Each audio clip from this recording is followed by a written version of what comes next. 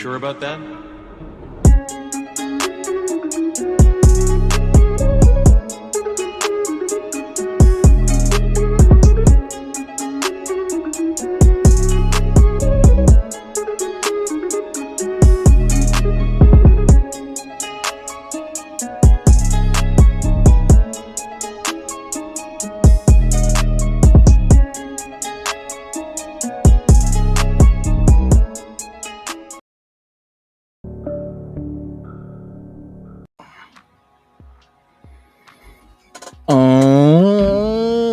Okay, welcome back to another video. Oh my god, guys, welcome back. This is another video with your boys here at the Truth Media Podcast. This is your host, Q Fusion Reacts, and my co-host. You're coming in a little low. How about now? It's better now. Yep, that's a lot better. Right there now. Yeah, it's a lot better. All right. Okay, guys, let us know. We're definitely trying to make sure our sound is crisp. Let us know if we're coming in a little too low, if we're coming in too high. But yeah, guys, thank you guys for joining us for another episode. In this week's episode, I mean, if you guys aren't sports fanatics like me and my co-host, the NBA playoffs is full steam ahead. We are in the second round. We are in the semifinals at this current moment. We have the Denver Nuggets going against the Phoenix Suns, as well as the Lakers going against the Warriors in the Western Conference. And in the Eastern Conference, we have the Celtics versus the Nets. Sorry, the Nets versus the 76ers. And the Miami Heat versus the Knicks. Okay.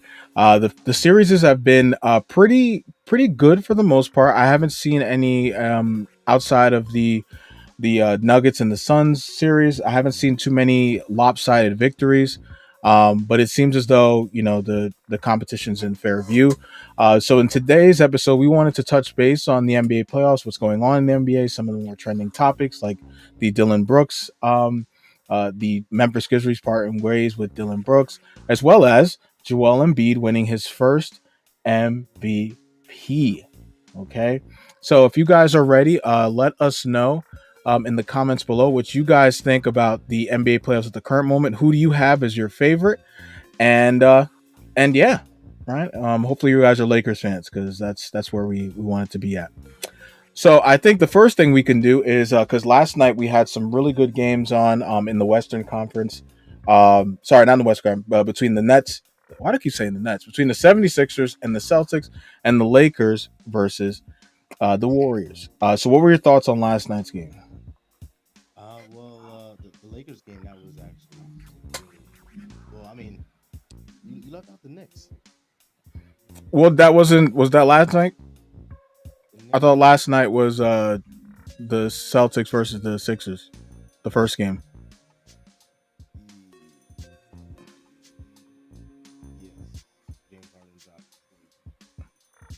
Yeah. If it wasn't, then my bad. But I was pretty sure the Celtics played the 76ers first, and then the Lakers played in the second game. I thought that's how it went. But I mean, we can cover all of the different series. I just kind of wanted to get the last night's game, because that was the freshest game that took place. Start with the Suns, because I know for a fact that the Lakers played yesterday. That's what I'm saying. The Lakers played the Warriors, and then the Celtics played the 76ers. Did? All right, so what the hell? Obviously, the Celtics, they dropped that one. That's the game that they're supposed to win. No Joel Embiid, literally the MVP. I know that has sparked a lot of people saying that this is a racial thing and all that stuff about how Embiid won it instead of Jokic. And you know, because how the Sixers. Oh no, sorry about that. You were right. It was the Knicks versus the Heat. Yeah, the Sixers played 2 nights ago. Right? Yeah, you got that right. Yeah, the Sixers played the. Why I keep saying this? The Knicks played the Heat last night. Because I'm looking at our group chat, and we have a Knicks fan in our group chat, and he was talking about that game. Celtics played tonight. Yes, with the Joel Embiid coming back. Yep. So 2 nights ago, the Celtics dropped the ball. They were supposed to win that game. No Joel Embiid, but James Harden kicked into rare form, something that we haven't seen from him in a long time. He Mm-hmm. put up 45 points. What Shannon Sharp might call a virtuoso. You know, it was good. It was refreshing to see that. I mean, it was James Harden doing the same old James Harden stuff, but it was just cool to see James still like kind of have it. I'm not gonna say he's not washed. He's still not what he once was, but the fact that he was able to pick his team up and take them there. So that was good. And then the Knicks obviously almost lost again these injuries. So we almost lost to the Jimmy Butler-less Heat. Yeah. Now that's we can't lose because then we go down to Miami on two and it's over. So luckily we were able to pull through. I'm not happy about the way it, but I'll take the W. And if we can go down there still again, that'd be great. But then again, um, I don't have high hopes for the Knicks. I haven't. The Jalen Brunson signing was a good signing, but it didn't do anything to make our team better than it was. Much better than it was when we got bounced out the first round by the Atlanta Hawks. So that's my thought on that. And then the last game was the Lake. Wait, when did the Lakers play them? The They played Lakers played last night. last night. Yeah, they So played last night. The Heat and the Knicks played played last night. exactly. All right. So the Lakers last night, that was one hell of a game. It was like a whole bunch of just like running gun on both sides. Uh, you know, I don't know who I'm really rooting for in that series because I would like to see both teams go on and possibly make a championship run. So I'm just enjoying that series. And then the Suns, they might be done. Kevin Durant. Uh, Kevin Durant just strikes me as if like not like he's washed, but just don't see it in him to like he really like the Kobe. I don't see that Kobe, that Jordan. And at this stage in his career, with all the injuries he's been through, it's like I'm starting to question, how much longer is Kevin Durant going to actually play like to win a championship? Mm.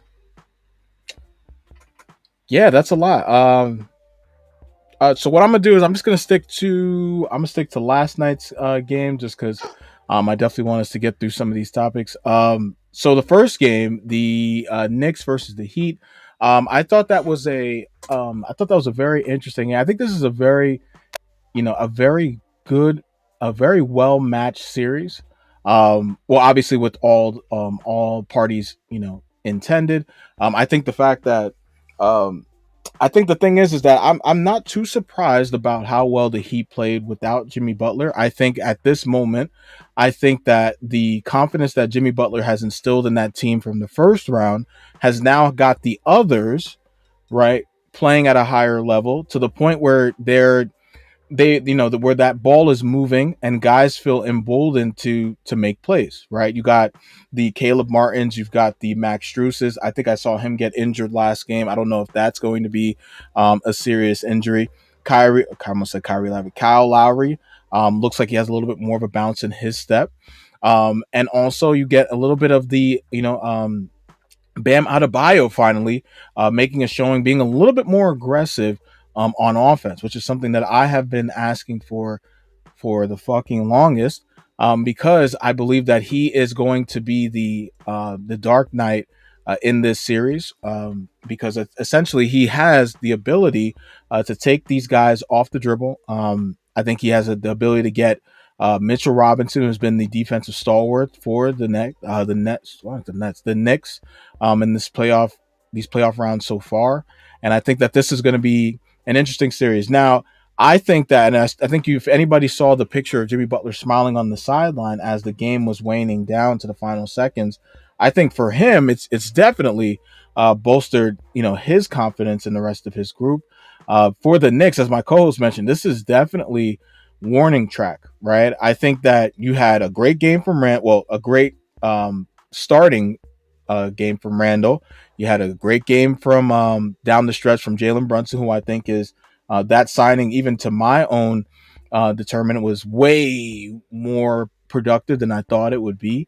Um, and also, you had a RJ Barrett sighting again. I think RJ Barrett is starting, I think, low key to rise through the ranks as not a budding superstar, but a budding quality star player in the midst. I think he's shown that he can play in the bright lights and that he's not scared of the moment. And now it's just a matter of him again continuing to build out his toolkit. So I saw a lot of great things on both sides in that game, but essentially I do think that the Heat will pull through in the end. So I'm kind of curious to see how that series turns out. Now on to my sugar babies. Okay, we had the Lakers playing last night. Ooh, ooh, my God, man, that shit just makes me want to just makes me want to just feel like, Why are you gay? no, no, that was the wrong soundbite. But no, but when I see Anthony Davis, acting and playing the way that he played since that game 6 at Memphis, I mean, there's just no other. Oh, sorry. Oh, sorry about that. Oh, okay. There's just no other player that I think in this current NBA playoffs, in the playoffs series on both sides in the Western and Eastern Conference that of a, um, has more of an impact, right, on that defensive side of the ball, and it's refreshing to watch how someone can literally. I mean, we haven't seen this since Dwight Howard, since since Tim Duncan, since Ben Wallace. We haven't seen somebody who literally is deterring individuals just by the sake of them being in that paint. And so for me as a Lakers fan, I saw a lot of great things. I saw a lot of negatives, but for the most part, I was very happy with the way that game went. I saw in our group chat we had, one of the guys was talking about how, the Lakers were choking down the stretch. For me, I don't see it as choking down the stretch. Namely because if you know anything about the Warriors, you would know that they're a firecracker, right? They have the ability to at any given moment go off. I mean, they made NBA history last night, which most people I don't think know. They for the first time in I think ever in a playoff series, they had three guys who shot over six made over six threes in a playoff game. That's incredible, right? So that's not something to be deterred about. And I think with this team, going on a 14-0 run down the stretch while they're getting their legs about them, they had just played the last game, the last a couple nights ago, a game 7. So these things will happen. I mean, they're making contested threes. It's not like they're getting open looks, but for them, a lot of these looks, make it seem as though they're open. So yeah, so I think this is going to be the shape down the stretch for in these two series is that at least we're talking about to be an exciting one to say the least. Mhm. Okay, I mean, so yeah, go before we ahead. go to the Sorry. next part, I predictions. I think the Knicks will win in 6 against the Heat. Okay, book it here. I think. Um, who else we got? We got the Warriors and the Lakers. I honestly, I could see that one going 5, man. I just think that if Anthony Davis continues playing the way that he's been playing, no one on that team Mm-hmm. can stop him. So unless Steve Kerr makes a great defensive adjustment, you know, Draymond can't stop AD. He's too small. Mm-hmm. They're both too small. He can just shoot right over the top of both of them, and neither one of them are quick enough to like stay in front of him if you do like attack out of the triple cut from the midpoint and the low. So if AD plays the way he's been playing, I can see this being like a gentleman sweep. If he Mm. doesn't, like take some games off again, then I Yeah. can see this win 7 games. All right, so I know that's a big variance, but basically I'm letting you guys know right now, AD is the it factor in that series. Next, my take would be, um, I don't see Boston making it to the Eastern Conference Finals. I think they have too much infighting between like Jaylen Brown and Jason Tatum. I know a lot of people Ooh, are super negative. infighting. Yeah, like they don't want to be there. Well, Jason Tatum wants to be there. Jaylen Brown wants to be there, but they both of Mm-hmm. them don't want to be there as currently constructed. All right, so um, And they where'd you don't hear they that they from? well, so no one said it, but from interviews that Jason Tatum and Jaylen Brown respectively have had, where mainly Jaylen Brown were discussing contract extensions and stuff like that. He's kind of left it like kind of like vague, like hinted to, I'll get out of here. I'm whatever. He hasn't shut any of those questions down as one would expect someone like Sure. that to do. Like, yeah, I'm saying here, yada. Um, and again, everyone knows that Jaylen Brown wants to be the man. He wants his own team. Um, so you know, it, I don't see that lasting much longer. And I think that a second round knockout will be the catalyst and breaking that. So again, I'm going to take the 76ers. Obviously, they won the first game. Mm-hmm. I'm going to take the 76ers in six. I believe that the Celtics will lose because of too much hero ball and not enough coaching by the new guy. I forget his name. I think what Oh he's going to need shit. to do if they want to win is that We he's going forgot to his have name. to slide Malcolm Brogdon into the starting lineup and give Derek White a couple more minutes. Marcus Smart is not that guy, Mm-hmm. and as long as he's out there starting and doing what he was doing last year, you're going to get the same results whether it's going to be this round or the next round. So then the Suns and Denver. Honestly, man, I think Denver's going to win, and they might even get swept, but I'll give them one. I'll give Devin Booker because I don't think Kevin Durant is going to pull off one game. I'll give Devin Booker one game. Mm-hmm. That. Yeah, I mean, if we're giving, I guess if we're just talking about those two teams, I mean, I say the next, I mean the next, the Celtics. Um, oh man, I don't know. It's a tough one, man. I don't. I've never been a big believer in the Celtics. I think that I think that they have two players that would definitely be, if they were on different teams, would be individuals who could help you get to the finish line. Sure, but do I think that those two put together can get you to the finish line? I do not think so. I think that a lot of things went their way last year. I think that a lot of them, I mean, as do what happens in the playoffs. I mean, you look at the Lakers right now; a number of different things are happening in their favor to make for their way to the potentially, hopefully, the Western Conference Finals, a possible trip. So for me, the Celtics have never been a team where I was like, yes, I'm a fan of Jaylen Brown and Jason Tatum's games. But as my co-host mentioned, I don't know if I think that they don't want to play together.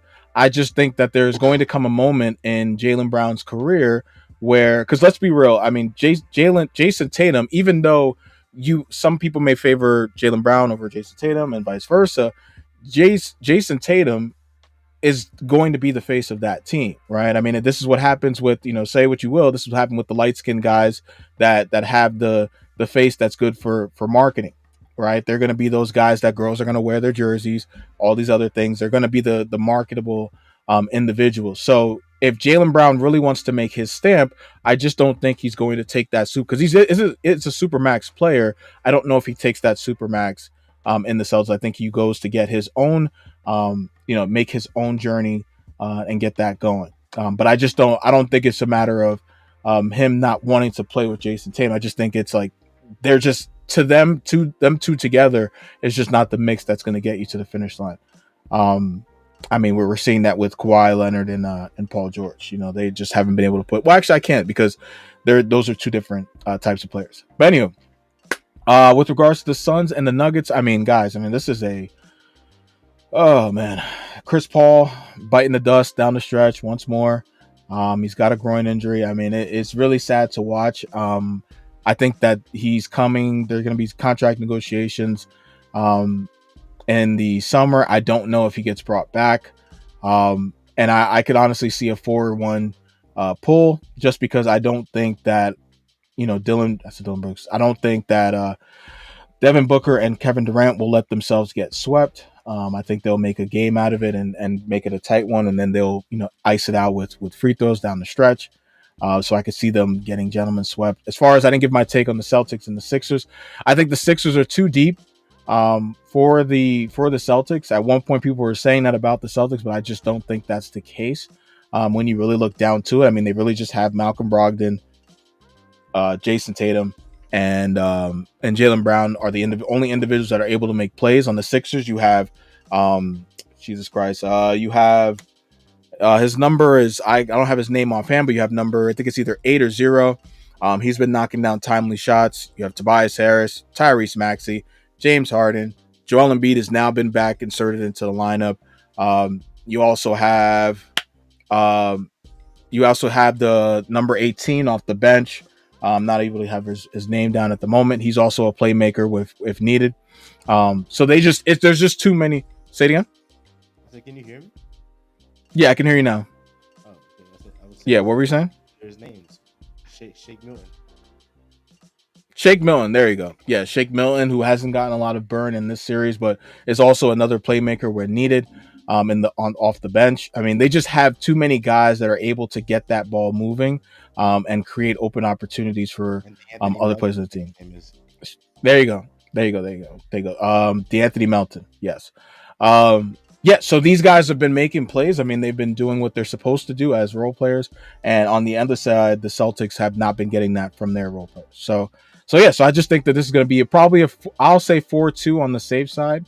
But I mean, that's the playoffs. Anything can happen about going away of the 76ers. All right. And on the Lakers side, I'm seeing 4. I'll say 4-2. Just because I didn't give my predictions on that. Just because the Warriors I think they'll be able to steal one on the Lakers just because of Anthony Davis's inconsistencies thus far. And then I will say the last one is the Knicks and the Heat. I mean, Lord, I can see this going seven games. But because they don't have, if Jimmy Butler is able to get some semblance of like 90% or 85%, I think that the Heat will be able to pull it out in 4-3 over the Knicks. That would be my prediction on that. All right. So in our next topic, we cannot. My African brother has won the MVP. Joel Embiid, okay, is now your 2022-2023 NBA MVP. Okay. I'm happy. I'm dead, yeah. Your shit is sounding mad faint, man. You gotta work on those sound bites. Anyway, so guys, we're happy to see it. But I did see in a number of different statuses, where there was some pushback on the crowning of Joel Embiid. I think, Aaron, you commented on it. One of our good colleagues on one of their posts on Facebook. Yep. I did see that interaction. I didn't choose to comment because I just thought that whole conversation as a whole was asinine. I just didn't. So for me, it's I just couldn't give it any credence. To say that I'll talk on it. To say that there was a possible agenda because Joel Embiid won, as opposed to Joel and Nikola Jokic winning 2 and not getting the third one. To say that there's some particular type of agenda because he outplayed Embiid in every statistical category is just except for scoring. It's ridiculous to say that because in every defensive metric, Joel Embiid outshined Jokic by light years. Yeah. That's number one. And if you're talking about PER, cool. But at the same token, you're looking at the individuals that we've been talking about how the Nuggets are one of the deeper teams in the NBA for months now. So, I mean, when you have that plethora of weapons around you, it does make for an easier go about it. We cannot negate that. So the PER difference was not that stark of a difference for you to make it about statistical categories getting beaten up. And then on the outset, like I said, Embiid had him beat in every defensive category whatsoever, and he still led the league in scoring. So I just don't see how somebody could say that there's an agenda in the midst because of that. That shit was crazy. I agree with that about the whole like agenda part. There's agendas around for sure, but that's not one of them.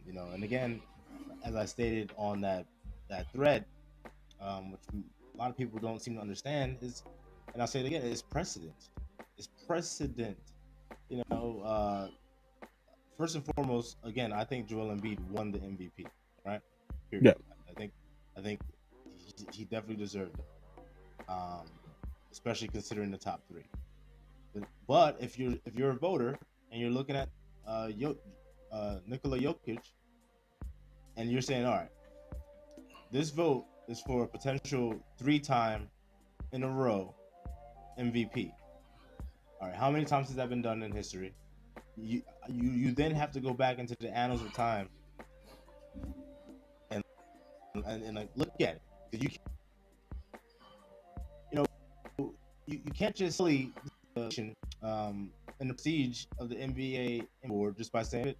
Like, why not? If that was the case, LeBron, Michael Jordan, you know what I'm saying? But again, these things are done for a reason. Exactly. It's done for a reason. You have to uphold it. All right, so precedent matters. So you have to look back. So again, Jokic would have had to have the season that he had, and then had the defensive season that Embiid had, and then he would have deserved to be in there. Because if you're gonna join the Wilts, the goddamn Bill Russells, the Larry Birds, Jesus, in that exclusive ass room where Michael Jordan himself, his airness is not even in it. LeBron James is not in it. Right? Kobe Bryant, Shaquille O'Neal, they're not in it. Tim Duncan, not in it. David Robinson, not in it. So you have to be spectacular. Yeah. You can't have wrinkles to your game in that time span. You have to be right totally in that out. season. And he was not that. So again, I don't think we need that per se, because I think Embiid won it just comparing them two. But say it was a little bit closer, the precedent fact, I think, would have still allowed Embiid to win. Because I can go back and say, how come Giannis didn't win the third one in a row? Yeah. I mean, there was a case for Giannis to win this one. Yeah. No, it's and that's the thing. No, sorry, go ahead. When Giannis didn't win the third one, no one was over there saying, "Oh, well, there's an agenda." Mm-hmm. They didn't want to give Giannis a third one. They didn't want to give the black man a third one. And I think that the one that got it next, I think it was Jokic. I think Giannis won 2, and Jokic won 2. So it's okay when the quote unquote doesn't get the third and loses it to a quote unquote white dude. But when a quote unquote white dude doesn't get the third to a quote unquote white dude, you can't make this shit up, man. Oh shit. Here we go again.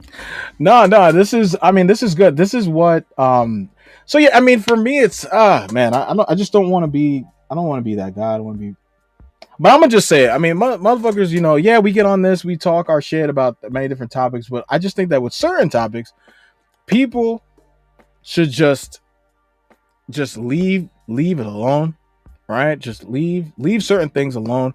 Look around you to what you're talking about, and then look at yourself to know where your knowledge really does lie, right? Because if you're just gonna say some shit and then not go ahead and do your due diligence, like for me, like that, seeing posts like that, because that wasn't the only post that I saw that said things like that. It bothers me, because it's like it's sensationalizing something that is purely, one, you can use the eye test to say Joel Embiid was a monster this year, and then two, it's making something more difficult. I talk about this, the league thing we play. It's making something more difficult than need be. This is a very easy conversation. Who impacted? When I look at an MVP, you've got to be able to impact. I mean, and this is why the Nashes of the world, people are looking at that like, what the fuck? Like, for me, like, you have got to impact that team holistically. Like that's just me. It's always been a two-way award, right? There's never, I don't remember a time, well, I'll say majority of the time it's a two-way award, right? Where you're impacting your team. Not to say that you were a defensive stalwart, but to say at least that you were the one that was locking the best guy down, locking, taking on the toughest challenges, but then on the other side, ensuring that your team's offensive fervor was unprecedented. And so to look at Embiid's season and then look at Jokic's season and then to come back with there's an agenda simply, and that one person outplayed them wholeheartedly in every statistical category, even when they played against each other. Oh yeah, What are you talking about? Embiid, Like what like Embiid whooped that boy. come on now, like it. And so even when he won last year, I was just like, I was beside myself. And it's not about, oh, he's black, oh, he's this, the low hanging fruit. I didn't make it about that. For me, it's like, what do you see?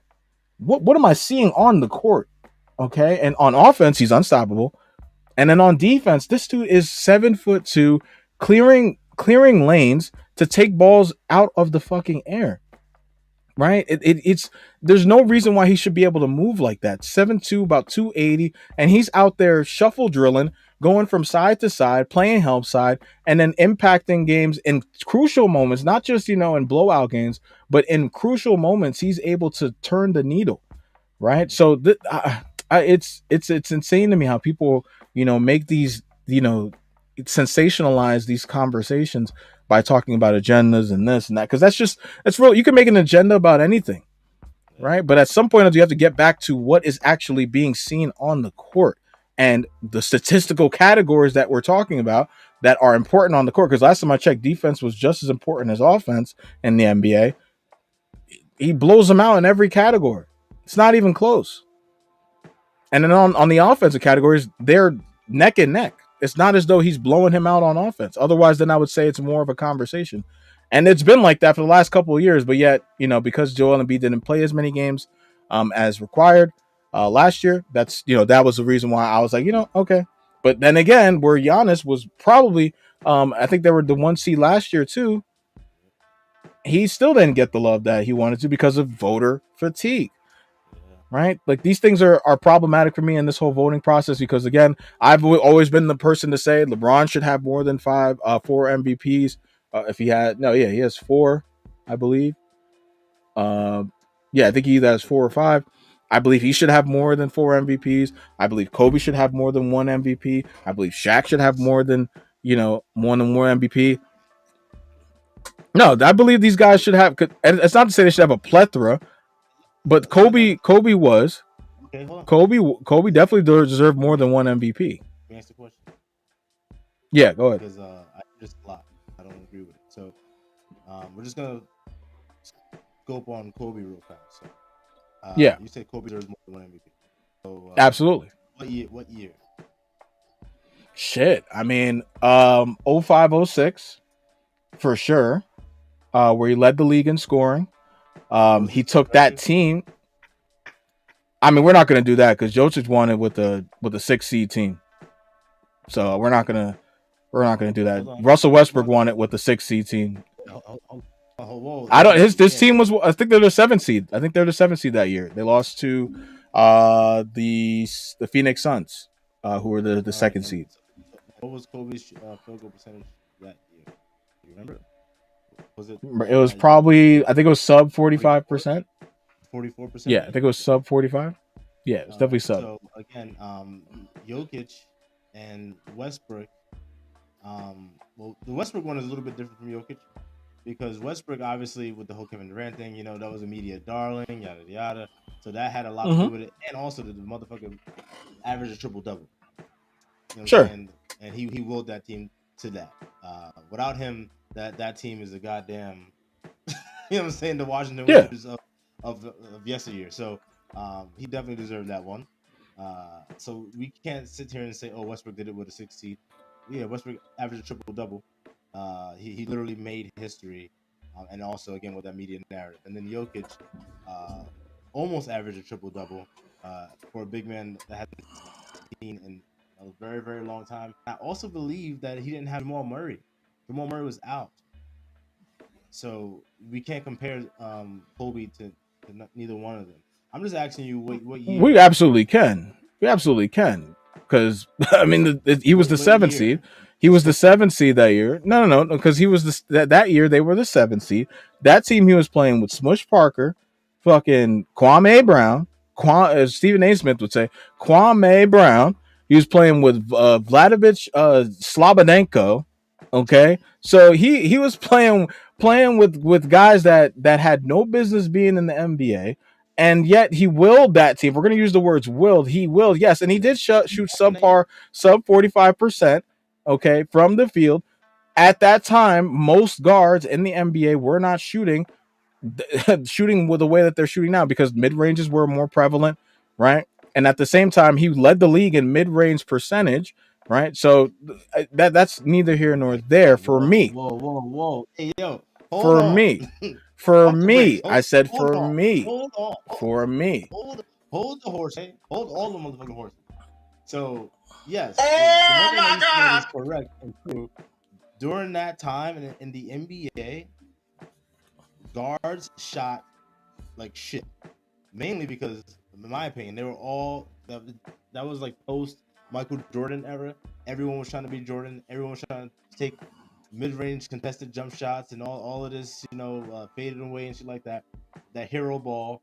So it was hard to find guards shooting anywhere near 500.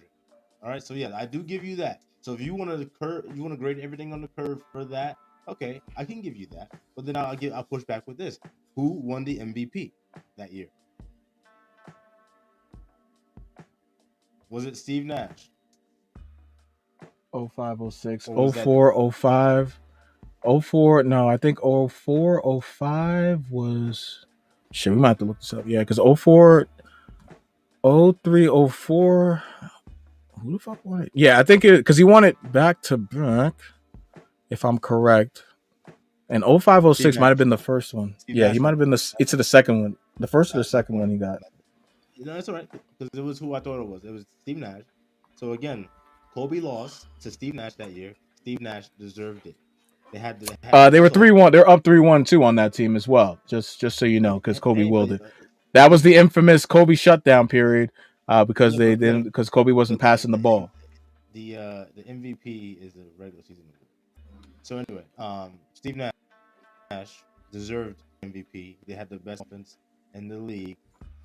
I'm pretty sure he led the leagues, and I'm pretty sure that same season he had a 50, 40, 90 season. So again, I'll ask the question: what year did Kobe deserve? Obviously, it's not that Oh year. 0506. No, for me it's 0506. I mean, you can make all the cases you want, but that was the year for the 81. I mean, he had the down the stretch. He had the 50 60 50-point game streaks down the stretch. So he's giving you the moments in the regular season that you need of an MVP, right? So he was incredibly box office that year. Like there's no that team that he willed to the 7th seed there's no reason why that team is a 7th seed. Yes, don't get me wrong. I'm not saying that Steve Nash didn't deserve to be in the running. It's not to say that he was not a top 3 candidate for the MVP that year, right? Because yes, you do get the love for your team winning and all those other things. But again, the MVP award has been they've finagled where the team's success lands you. Because last time I checked, I don't really see MVP it. means if you take that person off of your team, where does that team go? Well, That has always so been my that's not definition that has been the no, that definition. that no That's the that reason no, why no, LeBron wins no, no, MVP no. when he went to the That may Heat. that That's may and have the Cleveland Cavaliers went from a 60 win team to a 15 win team. okay. So yeah, that may have been your definition, like you stated, but that's not when you look at the NBA. That is not how they have done it. Looking at the history of the NBA, it typically goes to the best player on a team with the best record. Typically, Right. And win shares. It's talking about win shares. It's right? always been So about win shares. so so then, how the hell did Kobe deserve it in 04, 05 or 05, 06 when Steve Nash repeated and Steve Nash had a better season the next time than he did the last year when Kobe? We didn't. Win shares. We're talking about win shares. You take Kobe off of that team, I guarantee you they're not touching the playoffs. That team is bottom of the barrel first. You take if you take Steve Nash off of that team, you're telling me that the whole with Leandro Barbosa, Jason Richardson, Sean Marion, Amari Stoudemire, Grant Hill, you're telling me Quentin Richardson, I already named that Quentin Richardson, Rajah Bell, you're telling me you take him off of that team and that team does not get to the playoffs?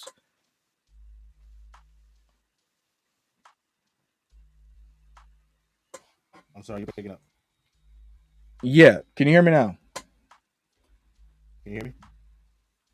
Yeah, I can hear you now. Did you hear what I said? All right. So yeah. So yeah, this we're breaking up a little bit. I'm not gonna say that team minus Steve Nash isn't gonna make the playoffs. That's a lot to say. I can tell you one thing: they're not gonna win the game as they won, and they're damn sure not gonna be looked at in a favorable way, even if they did make a playoff, because ultimately that offense began and ended with him, right? And it's because he was a threat from beyond the arc. It was because he was a master of dimes, if you will, and also he wasn't careless with the ball. He literally ran offense to perfection. All right, because of Nash, James Harden was able to do what he did in Houston because Steve Nash was the architect for that style and that Mike D'Antoni style. So again, no, what Steve Nash did, I think you're trying to poo-poo actually what Steve Nash brought to the table and what he did with the Suns to say that he's injured. Like, who else are you going to put there? Nope. I never said that. I never said that. I said, first off, I gave saying that he was a top 3 MVP candidate that year. So to say that I'm poo-pooing his contributions to that team is what? That's giving credence. MVP candidate? That's a fact. That's a fact. It's a fact. So then what are we? Credence. Okay, so that is giving credence because you're saying I'm poo-pooing his contributions. Then he wasn't even an MVP candidate. I never said. That's not giving credence. Wow, dude. Wow, are you serious right now? Yeah, giving. That's literally what giving credence is, and I'm not taking any credit away from what he had contributed to that team over the course of that season. Yeah. Let's not play word salad here. I'm literally that's literally what credence is. You're breaking up. That you saying that is redundant. We know that already. We know that's redundant, so that's not giving him credence. It's not redundant. How is that redundant? It's literally that person is deserving of the MVP. That doesn't mean that he should win it. There's Giannis, there's Jokic, and then there's Embiid. Those three individuals. So for me to say that that Nash was one of the candidates for sure, he was the top 3. That's waning down a number of individuals that were killing that year. So it's not taking away from what he provided. That's in the past. So you're not giving him. That's like saying that's like saying that LeBron gets they're saying that LeBron is the number 2 greatest player of all time. It's just because I'm stating the obvious fact, that means I'm not giving him any credence for the contribution he's made to the game of basketball. What does that even mean? Well, first of all, that's an incongruent comparison. Number 2, I'm telling you what I mean. To you hold on. And I'm giving you, and then as I'm retorting it, you're literally just keep saying the same thing. It's redundant. We all are aware that Steve Nash killed it that year. He killed it that year. So for me to say that he didn't kill, I never said that he didn't kill it that year. Where are you coming up with this whole you're poo-pooing his contributions? You're gonna have to tell me what I said that says that he didn't contribute stellarly to that team. You can take Steve Nash off that team, and they're still going to the playoffs. And then does that mean that okay? What? How many teams are in the playoffs? How many teams are in the playoffs? Hold on. I said it appears to me as if you're poo-pooing. Sure. What Steve Nash did, and then I asked you a question. I said, who would you replace him with? Who can do what he did for that team? That was the question. Sure. First point. How many teams are in the playoffs?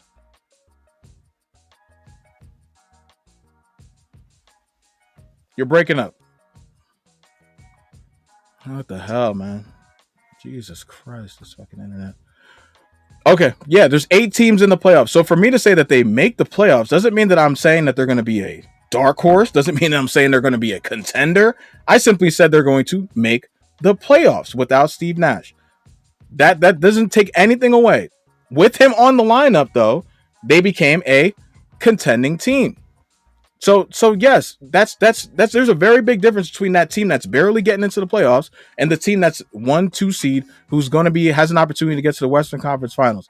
So therefore, what I'm saying takes nothing away from what he's doing. Sure, in your eyes, me saying, "Oh, well, just because they're, just because they will be able to squeak in the playoffs means that the Suns were better without Steve Nash." No, because that would be idiotic of me to say.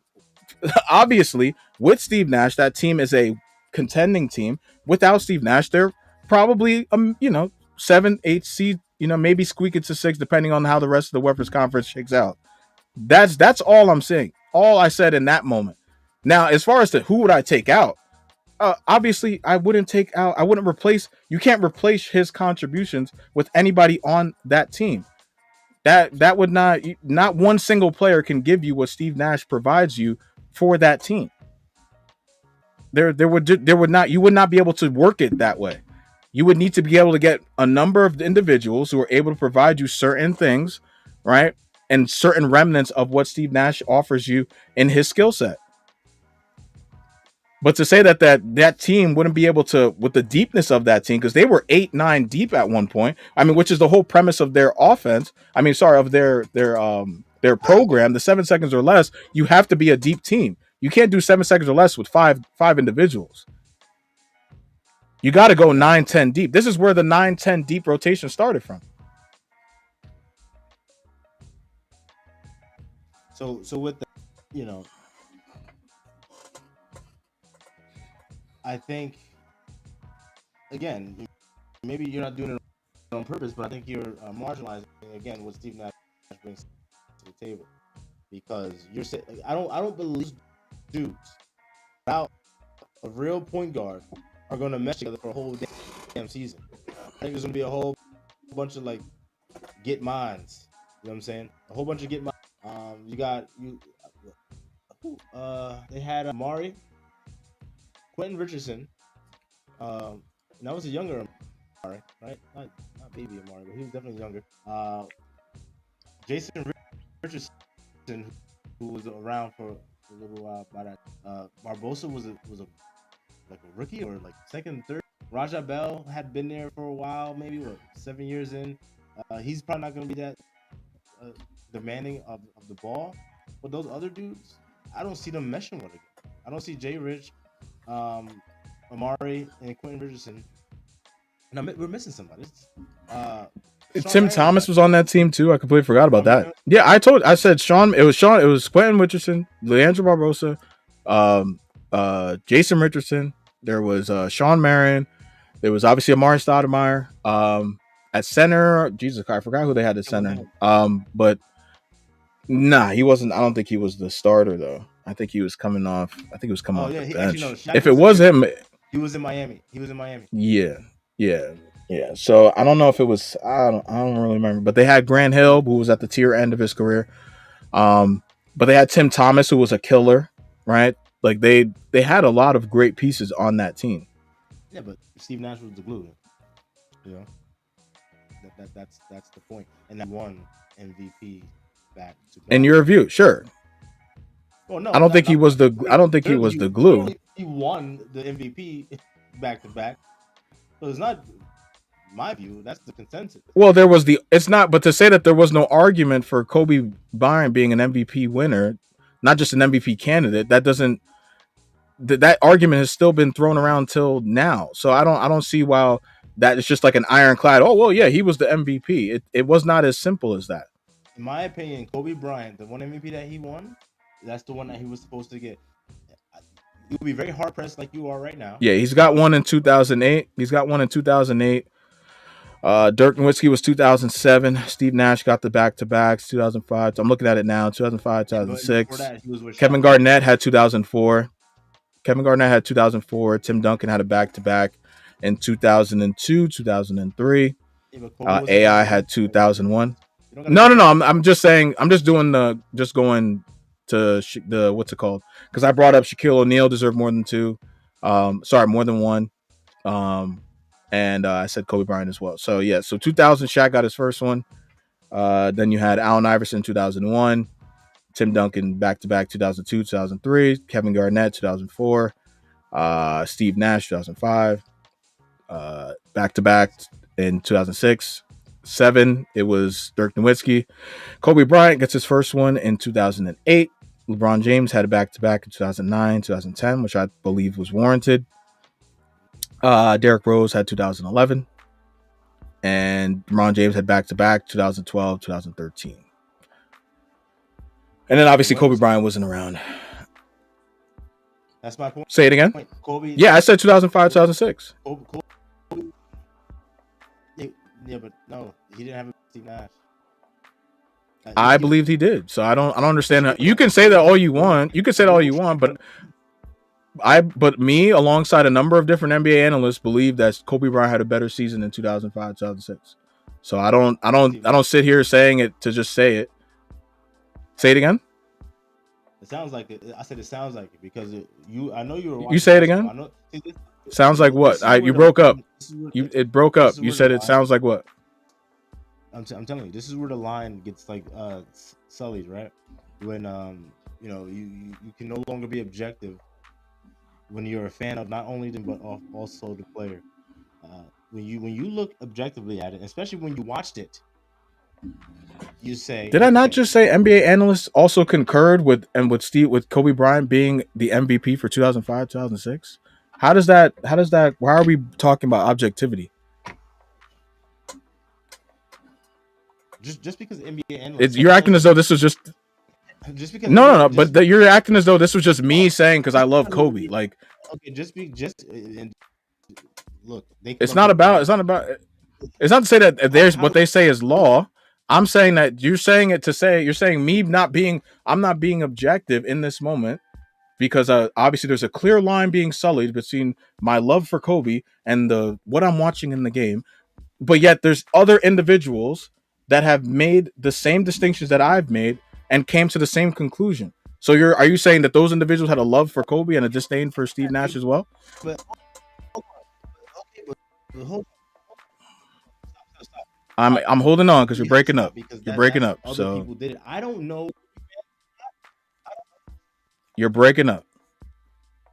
I don't know if these other NBA analysts are Kobe fans or not. So just by you saying other NBA analysts agreed, could also be Kobe fanboys too. I don't know. They could be Lakers fans. I don't know. It's one thing if I know them and like, oh, it was let's just say it was not Larry Bird. Say it was So now you're questioning their objectivity without knowing them. Is that what you're saying? Well, I'm saying you're basically like trying to call in to witness somebody that I can't. I'm not calling into witness. No. I'm saying other individuals who call out what they see in the game. So I'm saying that. So now, if you believe just simply that other individuals were probably not as objective as maybe I was because they have a reverence for Kobe playing against him. So maybe they see him contributing a little bit more than what Steve Nash did. If that's the point you're making, then fine. I can concur with that. But to say that, but I'm not operating in some level of objectivity just simply because I just don't believe I saw. I'm watching these guys play. Like, this is insane. Yeah, there's bits and pieces of what you just said, right? The first part, and then there's also again when Steve Nash won those MVPs, we have to take back then. There was the whole bunch of like about oh he's white. The same stuff that they're talking about now about how Embiid won. Those same conversations were going around when Steve Nash was winning. Like, oh, they want to give it to the white boy. They want to give it to white boy. And a lot of those same NBA analysts, especially the black ones, they were like, oh, like he had like the Steph Curry effect before it was the Steph Curry effect. So again, we can't just sit. So if everything in its full, Is that a fine. knock? Is that a knock Whoa. or a What, compliment? what I'm saying is for you to say other NBA analysts agree with what I said. Well, yes, but we have to. If we're gonna go back in time, yes, we have to take everything as it was. Back then, there was like a coalition, kind of like how it was with Steph Curry versus LeBron. Oh, he's a light skin, and then people were like didn't want Steph Curry to win MVPs and stuff like that. The same shit happened back then. So yes, you're gonna have, because of the polarizing topic, because it was going to the little white dude. That's why. That wasn't dunking on people. Where you're making the mistake is that you're taking my comment to say that every person that said that Kobe should have been the MVP was operating from a place of non-objectivity. Sorry, was operating from a place of objectivity. Realistically, that would be idiotic of me to say. All I simply said were that there were individuals who have credence to speak on NBA topics, speak on the game of basketball, came down to the same conclusion that I made. Now, if you want to dissect it and go into those individuals' backgrounds, go into all of that, I'm not going to sit here and be, again, naive and say that, oh, they didn't operate. Some maybe, again, had more reverence for Kobe than they did for Steve Nash. I, for one, love Steve Nash's game. So I don't, if you ask me about who was one of the more nastier players during that time period, Steve Nash was absolutely one of them. I loved watching Steve Nash play. Like that, I don't. So I find it funny, right? And because I guess my love for Kobe is unpronounced, right? Is that any comment I'm making towards the Kobe deserving this, Kobe deserving that, it's now being taken as a slight, as saying that I'm not seeing what Steve Nash brings to the table. I'm not seeing his impact. When I've never made that comment. I've never made that When you say Kobe distinction. deserves this and Kobe deserves that, you have to Yes. qualify it. You can't just say this year he should have got it.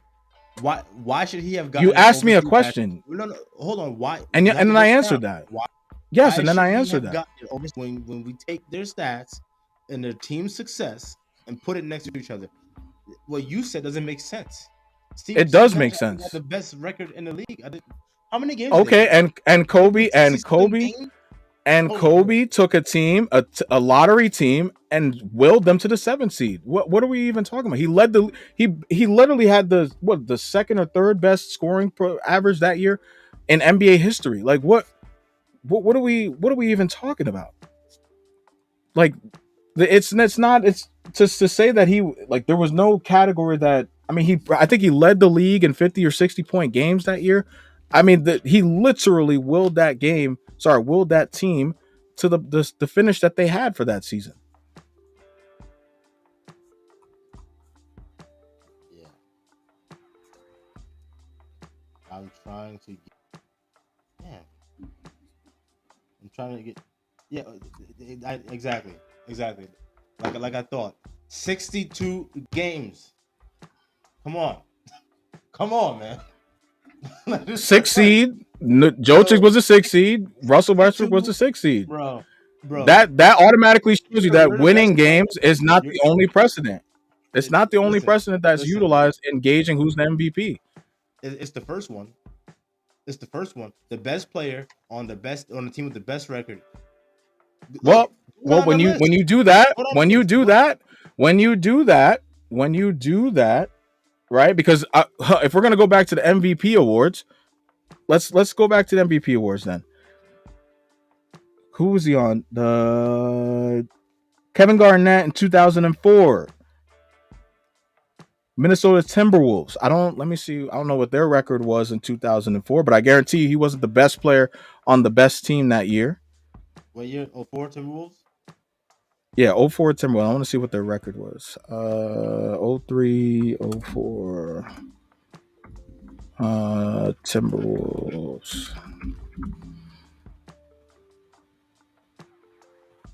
Yeah, they had the best. I think they had the best record, but he wasn't the best player. Oh, you're saying? Oh, sorry. You're saying the best player on the best team. That's what you're saying. The best player with the best record. Just typically the best. Are you saying the best player on the best team, or are you saying the The best player and best the team? player on the team with the best record, which oftentimes is the best team. Okay, I don't know about that last one, but yeah, that's normally That's normally the route that they would go. Well, at least I would hope that they would go.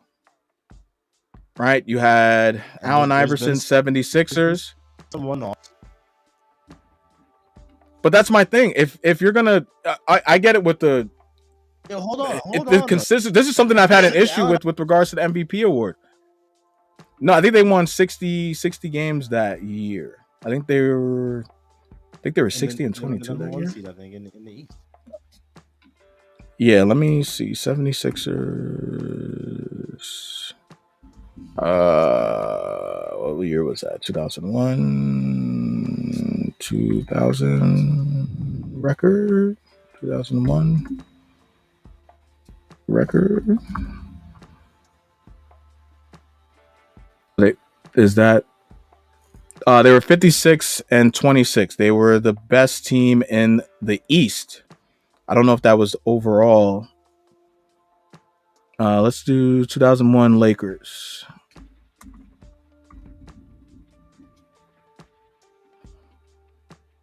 The Lakers were, the Lakers were 56 and 26, but they were the second team behind the Spurs, who were 58 and 24. So similar record, but the one was the best in the East.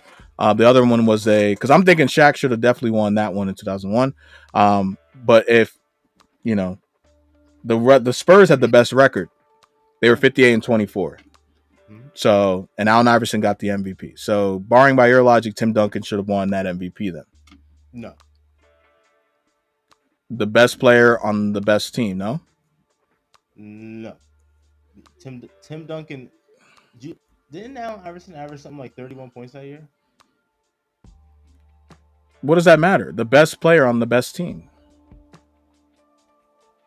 Because he won the scoring time. Other things come into play. He won. Okay, gotcha. That year too. Okay, all right. He had other hardware coming that year too, and I'm pretty sure Tim Duncan still had the. Yeah, and Tim Duncan was shitting that year too. Tim Duncan still had the Admiral for 2001. No, not for 2001. Did it? 2001. Who was on that roster? I'm checking now. Players. That is not the fucking roster. 2001 Spurs roster. He retired in 2003. Because they won and said Robinson retired in 2003? Yeah. Spurs roster. Yeah, but he retired in 2003, so he was there.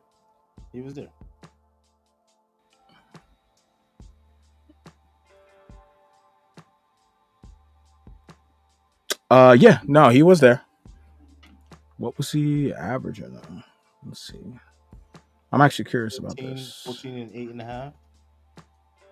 8.5. With almost 2 blocks. That's solid. Yeah, so that's solid. He still had the Admiral. So yeah, Tim Duncan wasn't going to get that award. Like I said, look, Shaq. I mean, look, what was Amari Stoudemire doing for Steve Nash? Was he not contributing? Oh no. The question is actually, what was Steve Nash doing for Amari Stoudemire? That's a little. Oh, okay. Because of that. Oh man. Okay. All right. So every point that Amari Stoudemire scored, there was no trinkets of any sort of facets of his game that he warped and was worked on his own. Yeah, that's what I said. You're saying however many points he scored. That's what I said. Yeah. No. All right, so we can. All right, we're good on this. Hold on. So we can. I'm going to finish with this. So, Amari Stoudemire and Steve Nash, they were like the reinvigorated version of Stockton and Malone. All right. Sure.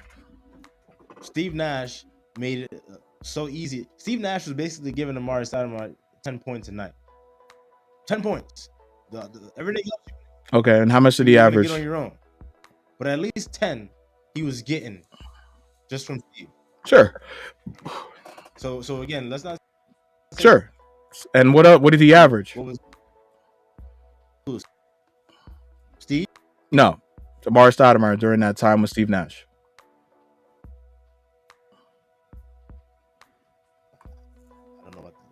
during his whole tenure with him. I don't know. What year do you want? No, I'm just saying that the years that he won, the years that he won. I mean, that Steve Nash won the MVP. That's just those 2 MVP years. season. I'm only curious about those 2 So, years. 04, Yeah, that's 05, the only 2 years I'm 05, curious about. Amari Stoudemire was hurt. Correct. 05, 06. You hear me? Okay, so what about the year before? 26 points. Well, no, was he hurt the whole season, or was he hurt toward the latter part of the season? The whole season. He was out the whole season for 05, 06? He was hurt. You don't remember that? And then what about 04, 05? He averaged 26. Like I said, he gets an easy 10 from Steve. All right, that's 10 points a game right there. So 16 points are coming on. Yeah, on what? He just found his way into the basket. Look, I'm not sitting here saying Amari Stoudemire is not skilled. I'm sitting here. You said, "Oh, what about what Amari did for Steve?" No. It's what Steve did for Amari. That's what it is. Let's not try to reshape it. Oh, so you don't think there was a dichotomous relationship that allowed for both of them to be successful? You don't think that his game, Amari's game, helped Steve Nash, and Steve Nash's game helped Amari's game at all, based upon that system? If you're gonna sit here and say who meant more to who, Steve Nash meant more to Amari Stoudemire than the other way around. Well, of course. I mean, he's a fucking point guard. I mean, he's in that time. So why are you even trying to go down this? Because who's got to get him the ball? I mean, it's not. You have a transcendent power forward. You're bringing the ball up the court. It's not. I'm not complicating it any more than that. I mean, if that's how mundane you're trying to create the dichotomy, then yes, absolutely, Steve Nash is important to Amari Stoudemire, just like Derek Fisher is important. Oh, he's not. Just like any big man needs a competent point guard to be able to allow for him to flourish. The fact that you even tried to use Derek Fisher's name in the same no. All I simply said. Well, I mean, last time I checked, Derek Fisher was a prominent figure for those Laker runs. But anywho, to say that my point still remains, you need a competent point guard in order for a transcendent big man to flourish. Of course. Now, is that to say that that Derek Fisher and Steve Nash are on the same playing field? Absolutely fucking not. It's not even close. But yeah, guys, you guys let me know. What do you guys think about those MVP years? Do you guys think that the MVP voting system is much to left be desired, or do you think that they have a fluid criteria by which they decide who the MVPs are?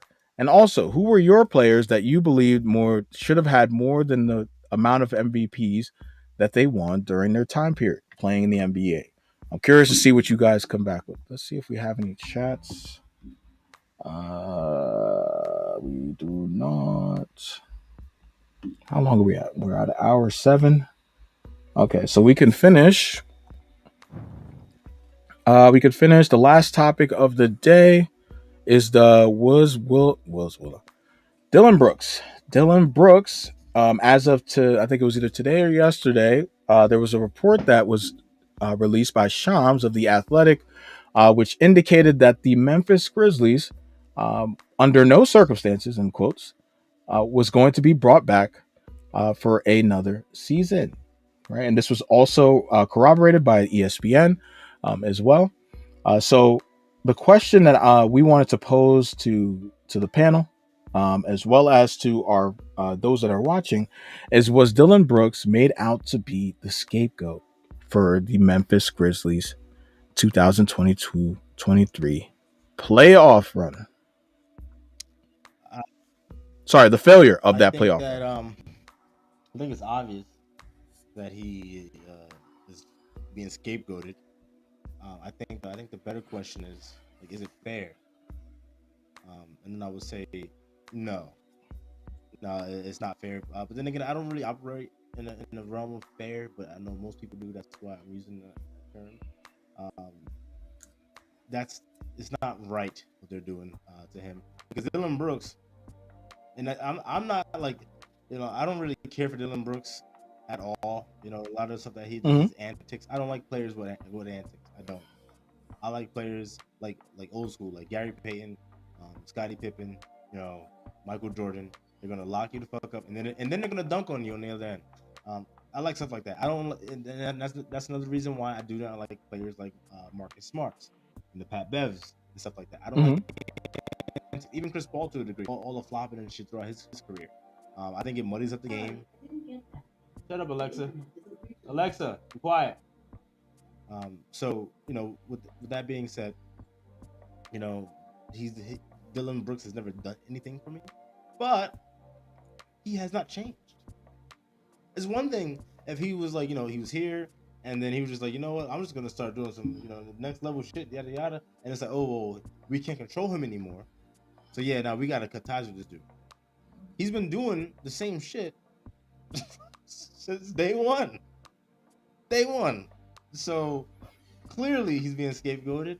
And is it right? No, it ain't right. You know what I'm saying? Like, he's doing what y'all basically condoned. Y'all might have even been telling him to do that shit. I don't know what goes on behind closed doors, but I know, like, look, y'all was cool with it last year. Y'all was cool with it all this season.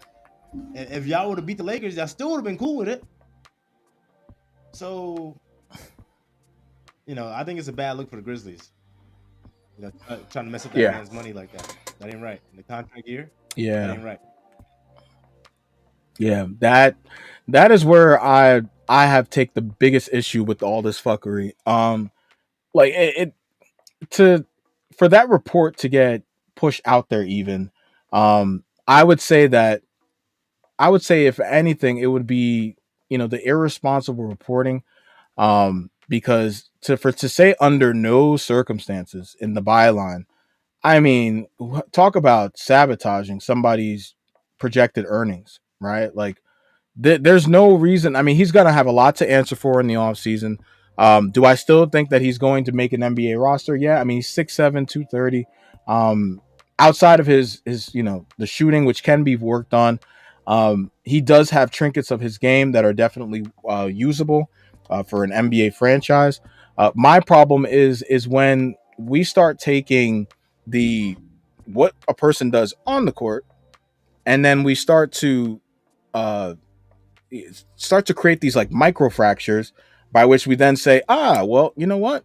Because you did this and you said this and all of that, well, then by virtue, we should just, we got to let y'all know, like, this guy is damaged goods. Like that to me is the most, like, if this is not the most damaging way to go about. I mean, people have been doing this for years, though. They did this with guys like the Matt Barneses of the world. They did this with a number of other characters who play the villain role in the NBA. The only reason why a lot of those guys were able to continue doing this because they were winning, right? And so my thing with the Dillon Brooks saga is that I find it in poor taste when teams go this route in order to basically say, like, hey, look, we just don't see his value, and so he's we just he had to go. So under no circumstances, what I'm saying, by facto, he was never coming back. Like, this guy is just not for us. You know what I'm saying? So it just could have been a simple, hey, look, we're just parting ways, and we wish him the best of luck. They could have came out with that statement, the Memphis Grizzlies, but to this moment, I don't think that they're probably going to do that, because Dillon Brooks, let's be real, was not one of their top tier players. So I don't expect them to make a statement. But damn, man, it's just a way to go about business. And I think this is, as you mentioned, this is just a really big stain on the Memphis Grizzlies organization. I don't want to say a big stain, but it's definitely a stain on the way that things are being run currently, because somebody in that organization talked. Otherwise, they would not have used that quote as far as the under the circumstances. So tighten that shit up, right? They got a lot of issues that are prevalent in that organization that are not Dillon Brooks, not named Dillon Brooks. And, now he's for the 2022. Yeah, for the 2022-23 season, now it's just going to be the year that Dillon Brooks, chastised and boosted up the nonsense. Even though we have videotape of Ja Morant saying, I ain't worried about the West. I ain't worried about the West. You know, we gonna party in my city. Yep. But freaking You Brooks know what I'm is saying? Like, is made to say it. Just because he was simply uber confident. I mean, obviously, much to his own chagrin, he was uber confident about his ability, which I mean, most NBA players are. They just are not as vocally volatile as Dillon Brooks. But you ask most guys, they're going to talk the way that Dillon Brooks is talking. Okay, just some people just don't have they don't have the ability to tone that shit down. Dillon Brooks. So yeah, so no, that was, I think that was my biggest thing with that whole situation. It's just it's messy. That organization has been known to be on the up and up too. So I don't know what I don't know what they need to. I think I don't say they need to clean house, but I do think that there's a number of different other changes that are going to be made on that team before next season starts. agreed.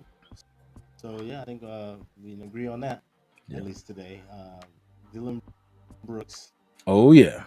they've been done diggity dirty by the dirty ass Memphis Grizzlies.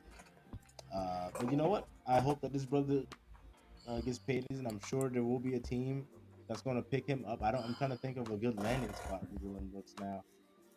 Um, Mm. obviously, I could use a defender out there. Like you could just put on like these guys, like to be like a disruptor type. He's kind of like Yeah. offensively polished. Oh, even though I don't even know because he's in this offense where No, he's got a little bit of playmaking ability that he showed during that series. It's just he just kept pulling. He kept pulling. I know that shot is the coach is saying he's got to shoot it, but like, yeah, I don't know if you just got to shoot. I think you could have got some other shit maybe going like he did in that game Actually, not. six. I was gonna say Brooklyn, but nah, he's not going to Brooklyn because they got Bridges over there. Yeah, I just think there's a number of tweener teams that are like either between that 14 15 pick range, um that are just like that 13 14 15 16 pick range that are on the cusp of getting into the playoffs, but like they could use a Dillon Brooks, Timberwolves probably right? take him. Timberwolves, who else is out there? The Pacers, Hawks have a lot of good wings Pacers, right? already. Who are the Pacers wings? Shit. They got Halliburton, Buddy Hield. Who's the three? Wow. Dillon Yeah, Brooks. don't know that. I don't know who they have. Well, yeah, could be Dillon Brooks. He'll definitely be more notable than whoever they have there because it's not Kerry LeVert anymore. He's on the Cavaliers. So who the fuck is on the? Oh wow, I just blanked out now. But yeah, but they got Miles Turner. I don't know who the Cavs 3 is. I think it's Karis LeVert. I think that's what they use down the stretch. He's not on Um, Yeah, no. Well, as far as being able to use them, yeah, I think the I think the Cavaliers could definitely use him. I think any of these playoff teams could use a Dillon Brooks, because like I said, he's able to put the ball on the floor, and create for others to a degree. As far as just simply being able to get there strong on 2 feet, being able to kick out when necessary. He does have that good wherewithal for that. So, and then obviously on defense, where all was not highlighted, you do still need a somewhat of a bruiser who's going to make it difficult and muddy up those waters for any other opposing wing. like KD's going to get 30. Let's make him take more shots getting it. Work for that 30. Yeah, let him work. Let's make him work for that That's 30. what Dillon Brooks is going Yeah, to do. yeah. So I think there's a number of teams. Yeah, I think there's a number of You know what teams I that could think? I use think it was that poor judgment that are on tweener the teams. part of the Memphis Grizzlies. I think that their front office saw like how Dillon Brooks and LeBron, like, the back and forth was like at the front of all like media narratives and stuff like that. And I think they misread it, and they were like, oh, hey, like Dillon Mm-hmm. Brooks is the ultimate villain out. Yeah, we're just gonna like, hey, fuck it, push him off the bridge and say him. But no, Yeah, they rode that wave. no, we understand sports and there's roles and characters, right? They get recycled, Right. but it's the same character. Dillon Brooks is playing a role, but ultimately, yeah, he Right. went up against LeBron. He put his foot in his mouth, but he was out there, LeBron, and LeBron didn't drop 40 on him. Right. LeBron didn't make it. So it wasn't all that bad. If the Grizzlies, as a team, would have Right. been stepping up, Dillon Brooks looks like a hero for doing what he's been doing. So I think they miscalculated how people would react to them trying to literally like throw this thing under the bus, because more people than not are saying, "Whoa, whoa, whoa, y'all niggas play like doo doo." Bullshit. You know what I'm saying? If Yeah, Anthony bullshit. Davis would have been alive for two of those games, that probably would have would have got swept. Exactly. Exactly. Exactamundo. I think that's how we're gonna end this off. We got an hour 20 in, guys. Thank you guys for being able to join us for this. I mean, keep watching the NBA playoffs. Let us know in the comments section. Let us know in the comments section below what you guys think about your team. If they're still in the playoffs, do you think they have a chance of winning at all? If not, let us know who you guys think is going to be the new 2022-23 NBA champion. We definitely are looking forward to hearing some of your feedback. All right. Anything before we sign off? Nah, that's good, man. That was a great episode. Very happy about the back and forth dialogue that we had going on, and I look forward to seeing how this NBA playoffs is going to unravel within the next week.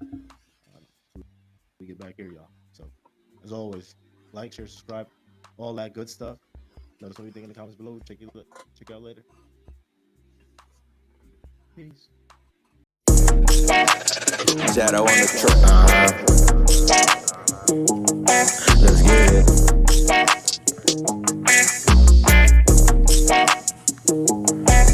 I'm a rock star type nigga, fucks bad bitches. See me in the drop cause I stay